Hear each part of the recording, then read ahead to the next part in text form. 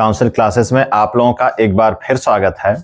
हम लोग इस समय जीएस की क्लास कर रहे थे। जीएस की जो पहली क्लास अभी हो रही थी, अभी हाल फिलहाल में जो हो रही थी रैपिड फायर सीरीज के क्रम में, तो हम लोग पढ़ रहे थे आधुनिक भारत का जो इतिहास है, उसमें हम लोग देख रहे थे जो सबसे महत्वपूर्ण बिंदु है, सबसे महत्वपूर्ण टॉपिक जो रहता है स्वतंत्रता संग्राम का रहता है। उसके बाद उसी से जुड़े हुए कुछ आंदोलन, कुछ किसानों के आंदोलन, कुछ विद्रोह, और जिस विद्रोह में कुछ जनजातीय विद्रोह हैं, और उसी से मिला करके ऐसे कुछ टॉपिक रहते हैं जिसको हम लोग देख रहे थे, जिसमें एक टॉपिक हम लोगों ने देख लिया है। आज उसी का दूसरा पार्ट हम लोग देखेंगे। कुछ विद्रोह और कुछ किसान आंदोलन रह गए थे जिसको हम लोगों को आज देखना है। हम लोग कर रहे हैं समीक्षा अधिकारी की तैयारी, टारगेट हमारा वही है। और किसी भी जो जीएस की परीक्षा होती है, जिसमें जीएस प्रमुख तौर पे आते हैं, खास करके लोक सेवा आयोग की जो परीक्षाएं होती हैं, उनमें हमने देखा है जो इतिहास का सेक्शन है उसमें आधुनिक भारत के इतिहास से सबसे ज्यादा प्रश्न आते हैं। आइए हम लोग देखते हैं यहाँ पर महत्वपूर्ण प्रश्नों को। तो प्रमुख विद्रोह और आंदोलन की एक क्लास हो गई है, लगभग 20 से 25 मिनट की वो क्लास थी। उसमें हमने एक पार्ट देख लिया है, उसी का दूसरा पार्ट और अंतिम पार्ट हम लोग आज देखेंगे। तो इस तरह से सीधे हम लोग आते हैं, यहां पर देखते हैं प्रमुख विद्रोह और आंदोलनों को। उसमें केवल विद्रोह थे, केवल जो है मूवमेंट थे। इसमें कुछ किसान आंदोलन को हमने शामिल किया है, वो यहां पर रहेंगे। तो हम लोग सबसे पहले देखते हैं जो पहला आंदोलन है आज की क्लास का, वायकोम सत्याग्रह। कौन सा? वायकोम सत्याग्रह है। यह केरल राज्य में हुआ था सन 1924। एक स्क्रीनशॉट अगर आप लेना चाहें इसका ले सकते हैं। इसका ले करके आप एक नोट्स बना लेंगे तो आपके लिए ज्यादा बेहतर होगा। ठीक है, देखते हैं हम लोग। वायकोम सत्याग्रह केरल राज्य में हुआ 1924 ईस्वी। हमने पहले भी डिस्क्लेमर में ये कहा है कि जो भी हमने यहाँ पर सन लिखे हैं उसके साथ ईस्वी लिखा हुआ आप माने। थोड़ी सी स्पष्टता के लिए हमने उसको हटा दिया है कि आप लोग समझते ही हैं कि 1924 का मतलब ईस्वी है ही है, वो ईसा पूर्व नहीं है। तो ये वायकोम सत्याग्रह जो केरल में हुआ था, ये 1924 में, सन 1924 में हुआ था। ये निम्न जातियों के मंदिरों में प्रवेश को लेकर के था कि मंदिरों में जो है निम्न जातियों को प्रवेश नहीं मिलता था। उसके लिए निम्न जातियों ने सत्याग्रह वहां पर किया कि ताकि मंदिरों में हमें सारे लोगों की तरह, जो उच्च जातियां हैं उनके तरह हमको भी प्रवेश दिया जाए, हम भी अपने आराध्य से, अपने ईश्वर से उसकी पूजा कर सके। इसके लिए सत्याग्रह था। उसके बाद हुआ था नील विद्रोह। नील विद्रोह ये इसके बाद का नहीं है, हम केवल उन्हीं को पढ़ रहे हैं कि जो महत्वपूर्ण हैं उनको हम लोग देख रहे हैं। ऐसा नहीं कि कोई क्रम है इनका निश्चित। तो वायकोम सत्याग्रह है जो परीक्षा में कई बार आया हुआ है। उसके बाद देखिए बड़ा ही महत्वपूर्ण है नील विद्रोह। ये बंगाल और बिहार, कहां हुआ था ये? बंगाल और बिहार राज्य में। ये सन 1859 ईस्वी में। कब हुआ है? सन 1859 ईस्वी में। इसके बारे में थोड़ा सा हम लोग जानते हैं कि जो नील विद्रोह है, नील नाम से ही दिख रहा है, नील की खेती के लिए अंग्रेजों ने क्या किया, भारत में जब आए और यहाँ पर जो है सारा उनका कब्जा हो गया, सारे संसाधनों पर उनका कब्जा हो गया, तो वो नील की अनिवार्य खेती कराने लगे।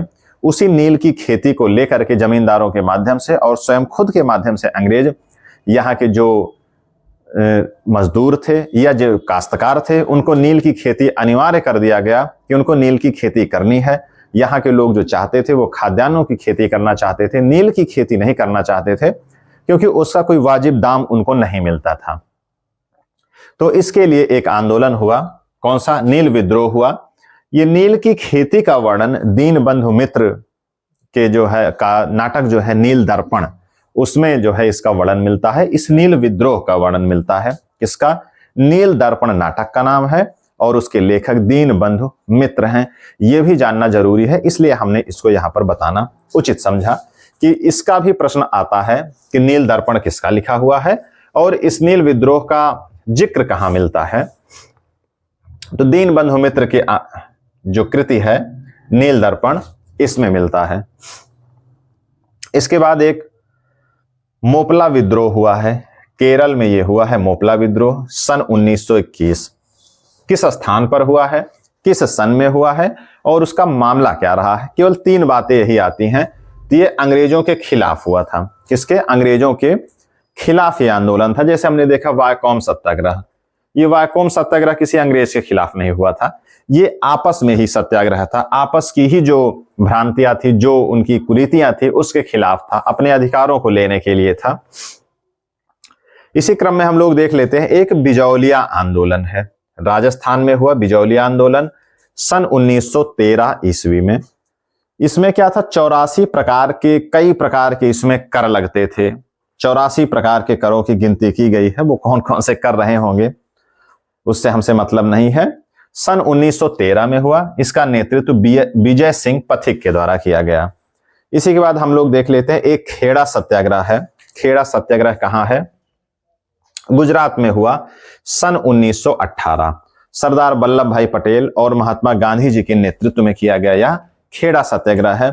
यह मूल रूप से एक किसानों का आंदोलन है। खेड़ा सत्याग्रह किसका आंदोलन है, मूल रूप से गुजरात में किया हुआ किसानों के लिए आंदोलन है खेड़ा सत्याग्रह। इसके बाद हम लोग देखें बारदोली आंदोलन, कौन सा है, बारदोली आंदोलन सन 1928 में, सन 1928 में हुआ ये बारदोली आंदोलन। इसमें बाल गंगाधर तिलक ने इसका नेतृत्व किया और इसी आंदोलन में इनको, बारदोली में जो हुआ आंदोलन, ये भी गुजरात में हुआ था, तो गुजरात की वहां के जिस जगह पे आंदोलन हुआ, वहां की महिलाओं ने इनको सरदार की पदवी से विभूषित किया। किसने किया, सरदार की पदवी से विभूषित किया बारदोली आंदोलन में सन 1928 में। इसके बाद अब आते हैं कुछ महत्वपूर्ण और आंदोलन हैं।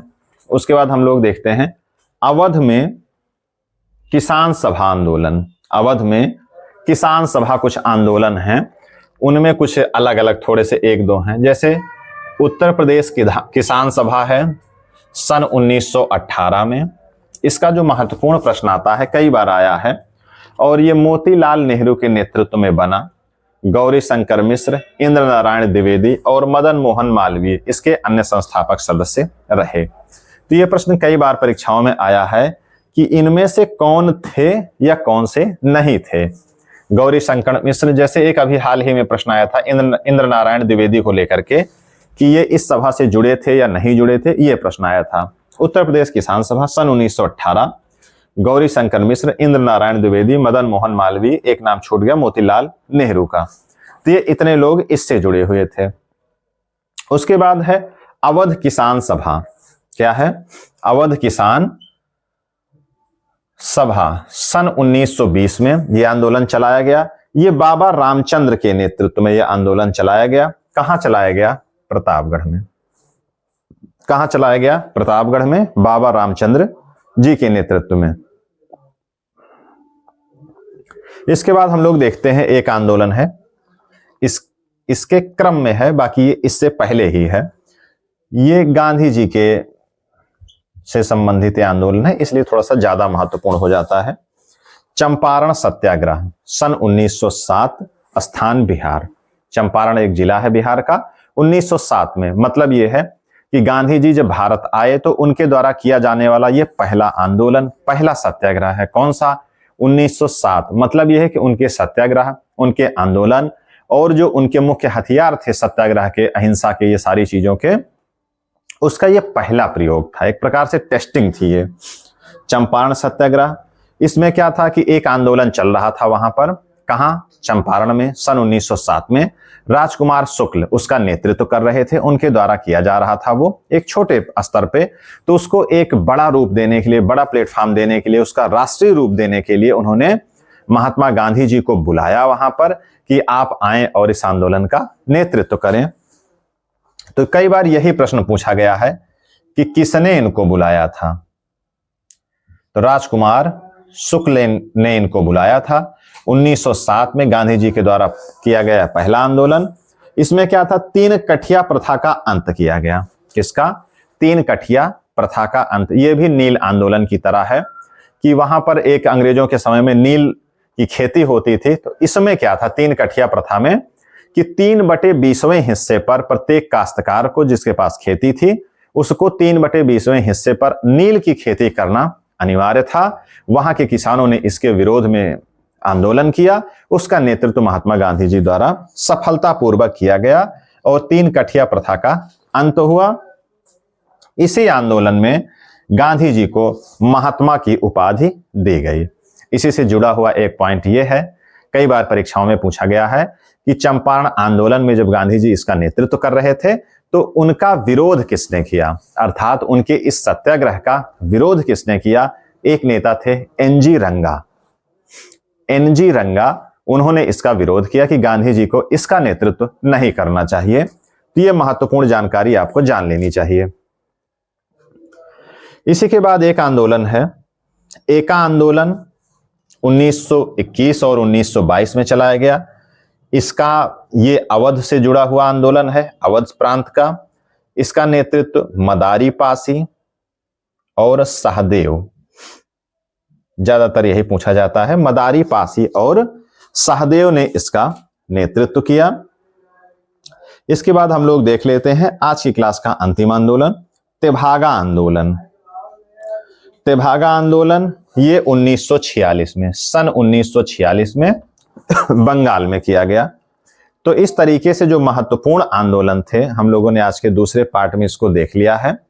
2 ही 3 जानकारियां आती हैं, एक तो किस स्थान पर हुआ, नेतृत्व किसने किया और किस सन में हुआ। सबसे ज्यादा प्रश्न जो आता है वो आता है सन के मिलान करने को। अब ये नहीं पूछा जाता है कि किस सन में हुआ था, विकल्प में ये ऐसे ऐसे होगा। सबसे ज्यादा अब जो प्रश्न आते हैं वो क्रम से आंदोलन दिए रहेंगे, उसके सामने सन दिए रहेंगे ABCD करके, उनका आपको मिलान करना है। तो ये सारी चीजें यहां पर पूछी जाती हैं। तो आंदोलनों के संदर्भ में मुझे लग रहा है कि ये सारी चीजें लगभग पूरी हो गई हैं। तो हम लोग जो है आंदोलन, विद्रोह और सत्याग्रह तीनों को हम लोगों ने कवर कर लिया है। आधुनिक भारत की जो पहली क्लास थी विद्रोहों के संदर्भ में जो मूवमेंट थे, उसमें हम लोगों ने लगभग 25 से 30 आंदोलन और सत्याग्रह को हमने उसमें किया। आज वाली क्लास में लगभग 20 आंदोलन को हमने इसमें किया। अब जितने महत्वपूर्ण आंदोलन, सत्याग्रह और मूवमेंट थे आजादी से पहले और आजादी तक के 1946 तक को हमने देखा, इसको हमने विस्तार पूर्वक देख लिया है। अब इसका प्रेजेंटेशन यहाँ कर दिया गया है। आप किताबों में पढ़ते रहते हैं, लेकिन जब किसी चीज का प्रेजेंटेशन कर दिया जाता है तो वो ज्यादा बेहतर ढंग से आपके मन मस्तिष्क में छप जाती है। तो यही एक छोटा सा उद्देश्य हमारा रहता है। हम लोग जो तैयारी कर रहे हैं समीक्षा अधिकारी की, उसमें हम लोग जो है हमने देखा है, चाहे आप पुराना पेपर उठा के देखिए, 1-2 प्रश्न इन विद्रोह और आंदोलनों से जरूर रहता है। इसलिए मेरा प्रयास है कि एक बार आप इसका नोट्स बना करके इसको आप 10-15 मिनट का समय एग्जाम देने से पहले आप इस पे जरूर करें। बाकी किताब से, नोट से और तमाम चीजों से आप पढ़ ही रहे होंगे। तो ठीक है, आज की क्लास हमारी यहीं पर खत्म होती है। इसके बाद नेक्स्ट कुछ नया, कुछ इंपॉर्टेंट तो सारी चीजें हैं, लेकिन उसमें छांट करके कि सबसे ज्यादा इंपॉर्टेंट क्या है, क्योंकि अब 40 से 42 दिन का समय समीक्षा अधिकारी की परीक्षा में बचा हुआ है। उस हिसाब से महत्वपूर्ण क्या है जिससे कम समय में हम लोग ज्यादा स्कोर बना सके, ज्यादा अंक अर्जित कर सकें। खास करके समीक्षा अधिकारी में हिंदी का रोल सबसे ज्यादा होता है, लेकिन जो GS का सेक्शन है इसमें भी अगर आप इसमें आपकी पकड़ नहीं बन पाएगी तो आप निश्चित तौर पे आपको सफलता नहीं मिलने वाली है, ये आप मान के चलिए। तो ठीक है, आज की क्लास हम लोग यहीं पर समाप्त करते हैं।